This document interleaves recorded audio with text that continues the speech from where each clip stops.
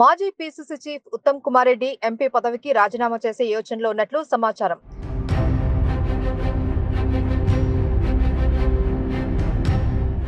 ఇటీవల జరిగిన తెలంగాణ అసెంబ్లీ ఎన్నికల్లో హుజూర్ నగర్ ఎమ్మెల్యేగా గెలవడంతో ఉత్తమ్ ఎంపీ పదవికి రిజైన్ చేయనున్నారు. ఇవాళ ఢిల్లీ వెళ్లిన ఉత్తమ్ కుమార్ రెడ్డి ఏఐసీసీ చీఫ్ మల్లికార్జున ఖర్గేతో భేటీ కానున్నారు.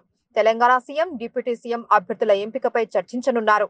ఈ భేటీ ముగిసిన తర్వాత ఆయన లోక్సభ స్పీకర్ ను కలిసి రాజీనామా లేఖను సమర్పిస్తున్నట్లు తెలుస్తోంది.